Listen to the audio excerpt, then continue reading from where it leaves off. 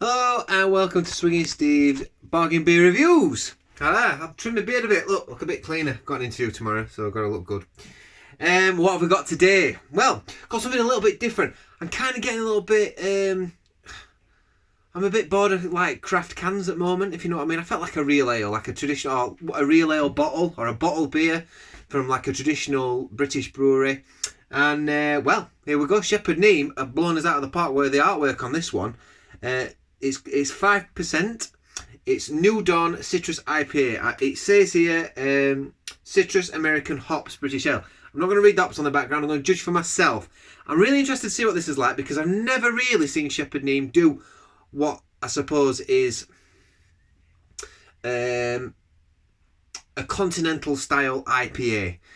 They keep quite traditional, so when they say an IPA, it's usually quite in the quite traditional sense. There's nothing wrong with that at all. So using British hops, and you do get like citrus notes coming through that, but you're not getting your mangoes and your massive grapefruit flavors and your peaches and everything else and pineapples that you get with the Australian and American hops.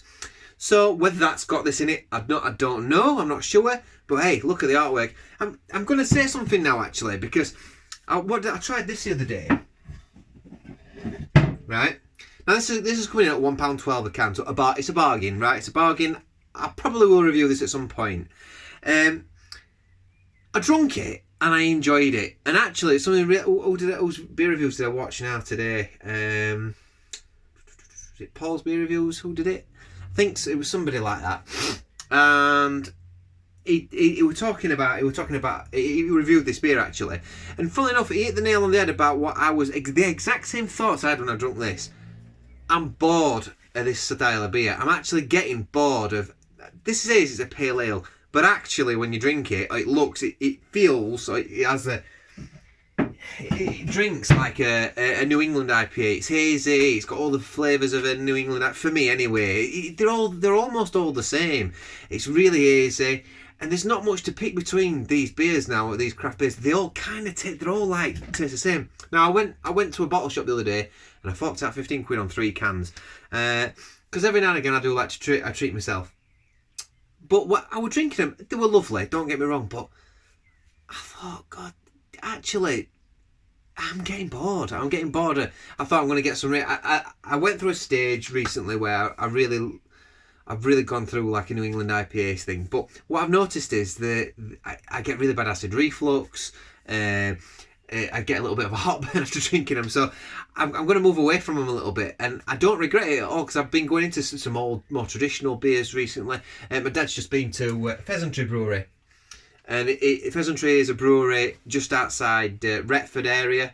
For those of you that live in like Nottinghamshire Worksop area, it's on the Rotherham border actually as well. A really good brewery, really good traditional real ales. I've really enjoyed it, and I've been doing stuff like this Rickenbacker stuff. You know, I've been enjoying like lagers as well. So anyway, I'm digressing, aren't I? It's going on a bit of a rant, or not a rant, but a bit of a waffle. Yeah, going back to what I was saying, this is my prediction. I think people are getting bored of these really citrus juice bomb IPAs or whatever you want to call them. Chicken stock IPAs, this, that, and the other, however you want to describe them. And I actually think it's going to change. Now, this is my prediction. I think it'll either go back to more traditional roots and it will go back to bitters and people, or maybe some sort of, even mild, something like that. Or it'll go into more sort of additives in beers. Now, whether those additives are like mango beers that have got mango additive in it or additive flavours. So I think whether them additive flavours are natural or whether they're more synthetic is yours. Now let's look at the milkshake IPA, for instance, at Aldi. They've been quite clever, Aldi, with that because they've dipped the toes in water and tried something that is a little bit more synthetic, shall we say. It's the flavour isn't coming from the hops, it's coming from something that's been put in it. And I've not seen any of them cans on the shelves, so they must be clearing out. Some people must really like that beer. I think that's the way it's going to go. You'll look at what some of the Look at what some of the big boys are doing now. You look at the there's a tropical New World England IPA or something by Northern Monk. I've not drunk it yet, but everyone who's reviewed it says it's like drinking cordial. That's the way I think it's gonna go. I think that's the way I can see it going. Synthetic flavourings in beers, but obviously there's going to be levels of that. So some of it's going to be really synthetic and really sort of cheap, but some of it will be actual natural flavourings from actual fruit, you know, or fruit sources.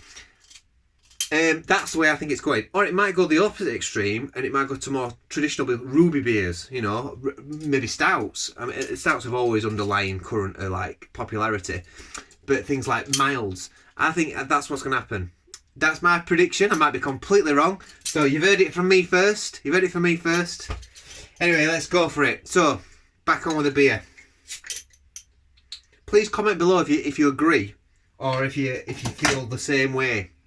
You know. Oh God! Straight away I got a very like a nettle, like a really sort of hedgerow, a real sort of like a damp hedgerow. You know, it's just been raining. And there's something else coming behind that, I'm not sure. An orange, actually, or like a tangerine, maybe? That's what she looks like in the glass. It looks to me like that is... Oh, yes, as clear as you like. It's being conditioned... it's not bottle conditioned, sorry. It's a filtered beer. Carbonation's quite lively, but not too bad. We had about a one finger ahead that's dissipated quite quickly. It's white, it's fluffy.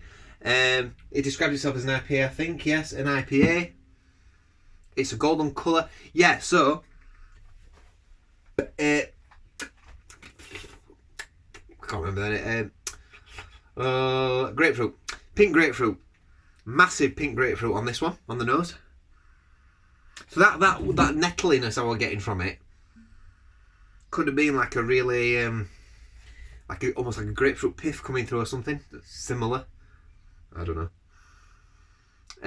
Yeah, that's what I'm getting. Just massive grapefruit. Maybe a little bit of tangerine behind it as well. Blood orange, that sort of thing maybe. Yeah, it smells decent enough. Let's give it a go.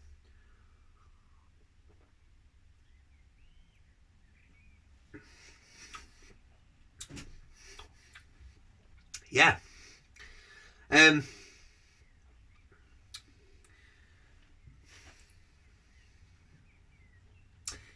Grapefruit. It tastes like it's been infused with grape. That tastes like I've just been talking about artificial flavourings. That tastes like it's got an artificial grapefruit flavouring in it. Whether it has or not, I don't know. But if that's coming from the hops, it's actually quite nice. Really grapefruit. Just pink grapefruit. But then the actual body of the beer is decent enough. It's middle. It's crisp. It's very crisp beer, this one. It's got a nice, almost lager-esque malty backbone to this. Perfect for this time of year. Well, for when it's nice weather, it's crap today, but when it's nice weather, perfect for that. Lacing's decent on the glass. That looks pretty good.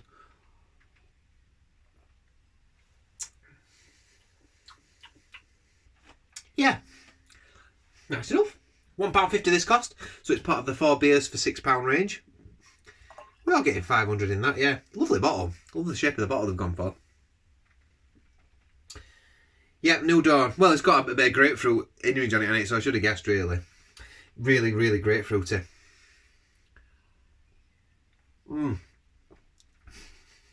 Honest to God. Right, let's see what it says. Light, easy drinking. It is light. Ale with low bitterness, with hints of orange and refreshing citrus, courtesy of Citra hops. I think there's a synthetic flavour in that. I wouldn't have guessed it's a Citra hop in this either. But it does taste like a British hop's in there, in the background, like a hedgerowy type hop. It wouldn't surprise me. It's giving it that sort of almost like a nettliness to it. Pardon me. Nice beer though, I like it. I've always liked Shepherd Neame. Got a soft spot for Shepherd Neame. They're a traditional British brewery, and I'm a big ambassador, I suppose, of British brewing, especially like traditional breweries. Your Adnams, your Batemans, your Shepherd Neames, you know. Especially those that have managed to hold their independence and kick away the temptation of falling under Green King and Marsden's. Now I don't know the three breweries I've just mentioned. Maybe they're already under that one of those bigger names. I don't know. I really don't anymore. I mean, God, Sharps's. There was another one I was thinking about actually. Fuller's. They're under somebody else, I think now, aren't they? It's like, ooh.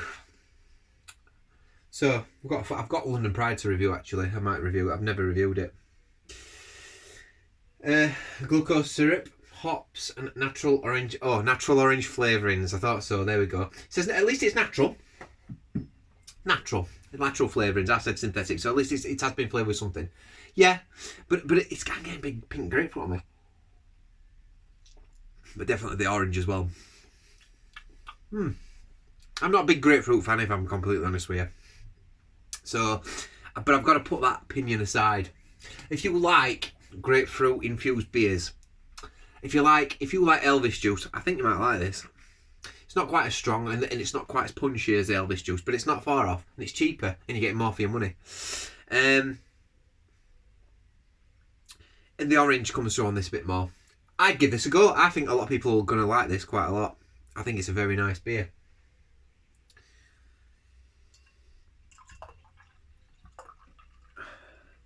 Swish it around a bit more. One more little swig, then we'll conclude this jobby.